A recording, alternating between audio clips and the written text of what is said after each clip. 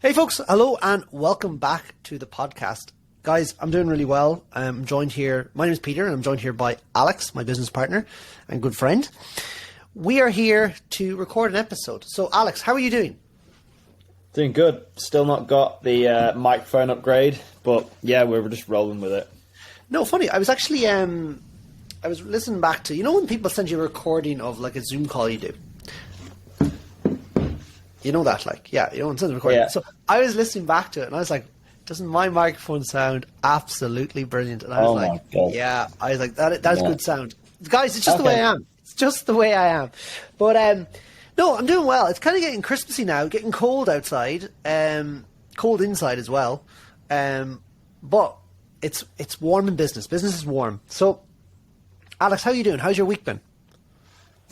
Good, busy. Been working on God knows how many different projects. I'm taking a little bit of time for myself the next 2 days to go and do a bit of mountain biking, some filming and editing and stuff. So that's pretty cool.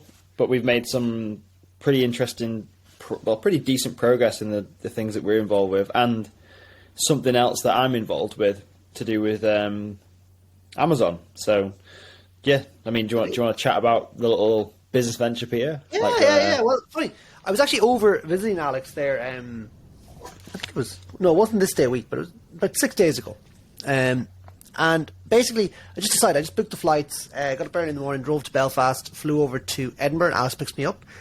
He always picks me up at like this random part of the airport car park where basically so you don't have to pay, but like it means that I have to like cross all these barriers and walk where you're not supposed to walk and all that. But eventually I get there. It's a free pick-up and drop-off zone. That's what it's there for. You get half an hour free pick-up and drop-off. I know, maybe my mistake was I walked through the paid park-up zone and then out the back, so the back entrance. But yes, I got there and Alex picked me up. And no, we had a great day working just in cafes and chatting and organising different things in business. But on the way back to the airport when Alex dropped me back, I was only over for the day, like, he says, you know what we're going to do? We're just going to stop by ASDA.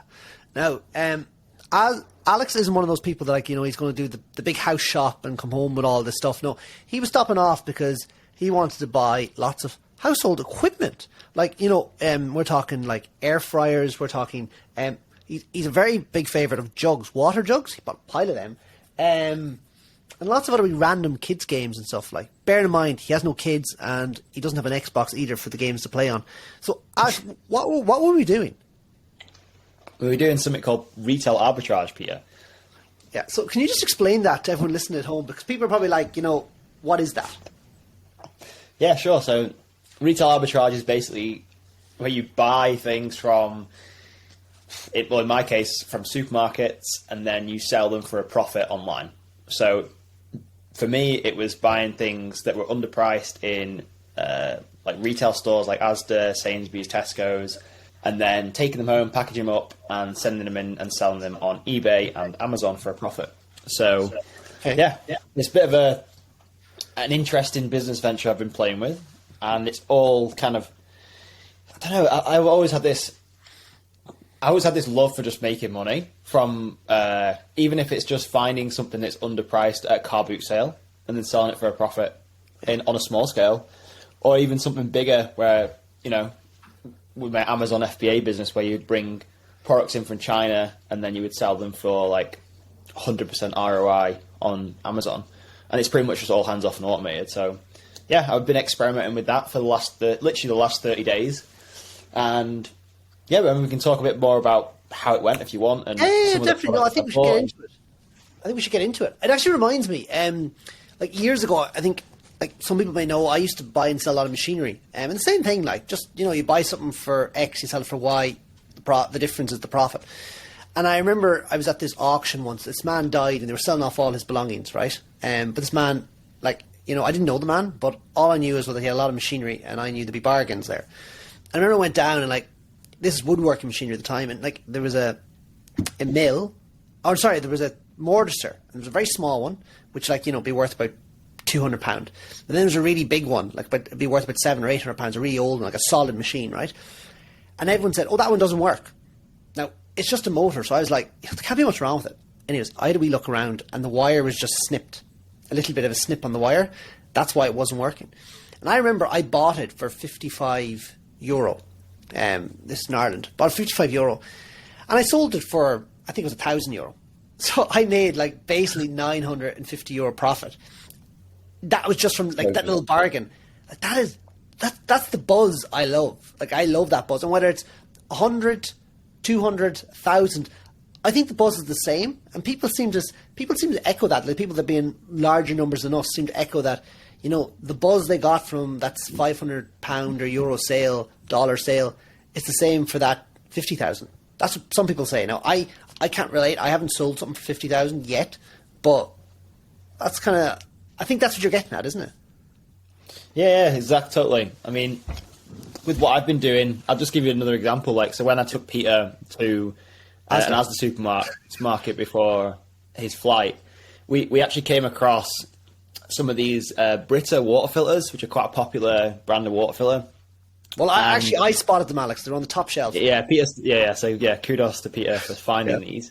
But we basically, on the top shelf, there were loads of these filters, right? And we were just scanning barcodes to see what they were selling for. And I don't know if there was a price discrepancy or something was wrong on that, but they were coming up as you could buy them in the store for £1.50, and yet they were selling online for between £15 and £20. So we were like, wow, this is definitely a goer. So we bought. I was like, first I was like, this is definitely a mistake. Definitely a mistake. And I went up to scan it. Took them to the till, didn't you? To check. And I was convinced it wasn't a mistake because it was scanned on one of those scan and go scanners. And then we bought all of them in that first store. I think it was 7 or 8 of them.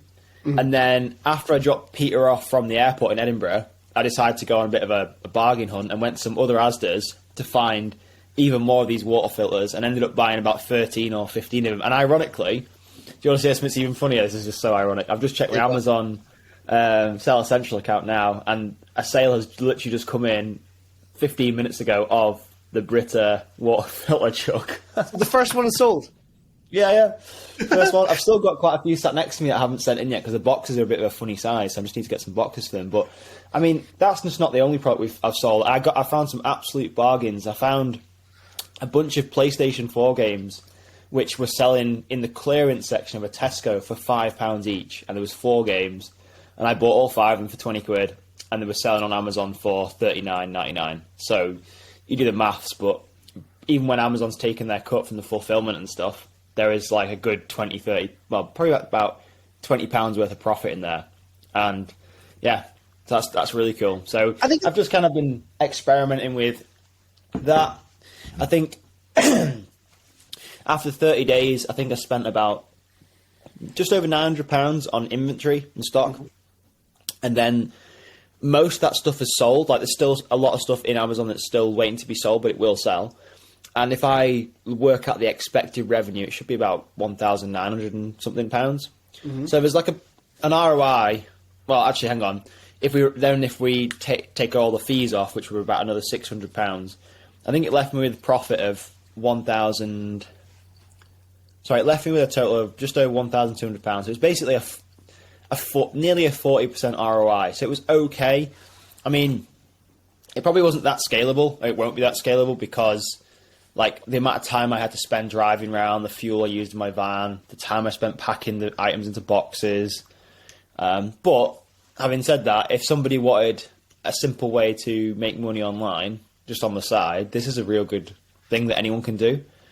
I don't think I'll do it longer term. It's just something I want to test. I think it shows you to do, like, say if you were unemployed or you had a lot of spare time in your hands and maybe a small bit of capital and you just wanted to make a bit of extra money or even just learn Amazon, that'd be a perfect way of doing it. I think it's worth also explaining to folks, like, 'cause people are like, you know, a lot of people I talk to don't actually understand Amazon in terms of like how it works. People think Amazon is selling the product to them, which they are in some cases. But you pack these items up, as you said, then you send them into Amazon. What happens then? Like, what's the way that happens for people? What goes on there? I think I can't remember what the percentage is, but like I think over 50% of items that are for sale that you can buy on Amazon are sold by third-party sellers like you and me. So anybody can sign up for an account and they can sell on the Amazon platform. So obviously Amazon themselves sell on the platform as well, but you can also send products into Amazon and sell them under your company or your business name. And then you can take advantages of all sorts of benefits like Prime, fast delivery, Amazon's customer service. It's a very like hands-off and fast service. And people love Amazon, right? So you can leverage their credibility. It's just an absolute no-brainer.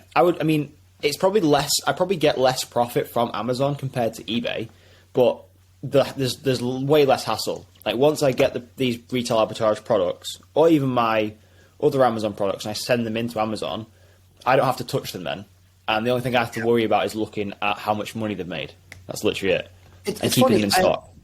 I have a lot of private label products, which is kind of like, it's a bit hands off at the moment. Like it's not my core business. I'm looking at restocking a lot of them in the UK, and I used to store them near me, right, in a skillet, and that was great. But if I ever want to send products in, I have to drive up there. So it took me 45, 50 minutes, and then I go and have to get them out of the container and put labels on them, organise a collection. There's a lot of work in that. Whereas I'm actually looking now for my next restock or reorder. It's just actually perhaps sending them straight to Amazon. Yes, it probably costs me slightly more in the long run, or maybe in around the same, because I don't have the inward shipping cost for the UPS label. But it's completely hands off, and then it allows me to concentrate on other businesses and things we're doing that probably are a lot more scalable. But I see the Amazon as kind of it's a compounding vehicle nearly. Totally. If it's left to its own devices. Totally, I agree with that. Yeah, so we're obviously working on a number of different projects, which are definitely way more scalable, and I think both me and you are getting to a point where we're having to decide where is best to allocate our time, because we could allocate on all these small things like retail arbitrage and stuff, or we could be a bit more strategic and look at other things where we have more leverage that would give us bigger results for the amount of time we actually put in. So yeah, there's some little projects I have like retail arbitrage. It's kind of just like a fun thing on the side. It's not my main thing. We have but there's a great buzz going on. I go back to that buzz, when we found those Brita water filters for £1.50, it was like, what? I've just found the needle in the haystack. This is amazing, But it actually shows you, it's funny enough, if one wanted to scale that further, I think you'd want to be going, getting pallet loads of certain items and send them in. That's where kind of the real profit is. So you probably want contacts that say, oh, these are all unsold items from Sainsbury's, ASDA, Tesco's, or other suppliers and retailers, and then send them into Amazon. Whereas what we were doing and what you were doing more so was, you're finding needles in a haystack. And I'm sure if you went into one of those stores and you spent the entire day at it and you had a lot of capital and you bought everything that made a profit and sent it all in, you would make, good money if you compound that vehicle over time. But again, it's very labor intensive using that method. Totally. I mean, the next step from retail arbitrage, if you wanted to scale up how much you were making, that would probably be more wholesaling things where you would buy multiple numbers of the same product from a wholesaler. Yeah. That's probably a more scalable way to do it in the long run. And then you've also got online arbitrage as well. So that concept basically works the same as retail arbitrage, but you're actually finding online stores that have things for sale that are underpriced that you can then sell on Amazon or eBay for a higher price and a profit. So yeah. It's pretty mad. So moving on from that really exciting, I suppose, interesting thing we were doing last week. You showed me this really cool, this is completely different now. You showed me this really cool AI thing. Yesterday. Yeah. So it's this, who did you say created it? It's part of Elon Musk's thing. And it's open AI. So it's basically, it's free at the minute. I think it's available for anyone to try and use. And if you go to chat.openai.com, you can sign up for a free account. Yep. And it's basically an open AI platform where you can tell a robot essentially to write literally anything for you. And there's all sorts of things like it's popping up now. I've seen things where you can tell an app or a piece of software to create you an image. So it's the same concept. So you can say, draw me draw me a picture of Elon Musk in a Lamborghini or something like that, and it will create the most stunning picture of that. It's absolutely crazy. And it works the same with writing as well for this chat.openai. So you basically say, write me a catchy podcast title for this episode of the Hidden Traffic Show, and it will write out within seconds. And it's fascinating, but it's also scary. It's really scary, like, because, I mean, then you start to question things like, Christ, as a human, are things starting to get, like, more powerful? Because, I mean, the thing with AI, it can learn as well, so it just gets better every single time it gets used by millions of people. It's neural. It's done with neural. It's based on how the human mind thinks and neural patterns, and it learns from, you know, if something matches. And it can, yeah, and it just basically iterates and learns faster than any human can possibly do. So its data rate is so much faster, which is kind of scary. Fascinating, but scary at the same time. So you want to try that out. But maybe we'll talk more about this stuff in the future. Yeah, I think we should.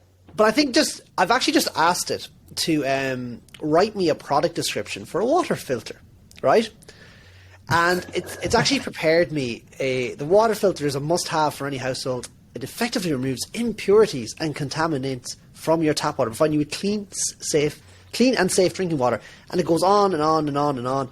Seamlessly fits into any kitchen decor. Say goodbye to bottled water and enjoy the convenience and cost savings of having fresh, filtered water right at your fingertips. So, Alex, you know, that just shows you, like... And that was written, and that was created in literally 5 seconds?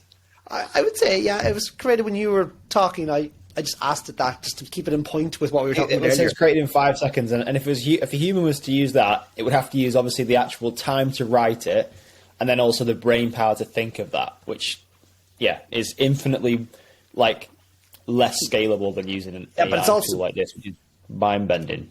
It frees up your time, but also it's an interesting topic, and it's probably not for this episode of this podcast, but it just shows you, like, the people's jobs nearly being replaced as well. Like, because, you know, that, like, for me now, if I was to write a blog post on something, I actually would go to the AI, ask it to write it, take that, and probably just maybe make some changes to it to make it like how I'd like it. But AI does 80-90% of the work. Yeah, 100%. Like, what would take me, you know, an hour and a half would now take me 15 minutes, and it probably would be better. Yeah. That's the funny thing. You know, it's mad. But Alex, here, I think this was a good episode. Folks, I hope you enjoyed it. If you want me and Alex to discuss any particular topic as we get our feel around this podcast, which you may realize, well, no, you don't. There's a name when you're listening to this, but for us, we haven't named it yet. Which again, maybe something AI could help us with. But then, I don't know.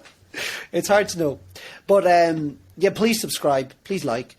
Please review. If you think this is great, give us a thumbs up. If you think it's bad, yeah, well, you can let us know privately. DM us. But overall, I really enjoyed recording this episode. I felt it's come out well. Good stuff. Hope you enjoyed it, guys, and we'll see you in the next one. Yeah. Guys, talk to you soon. Take care. Bye.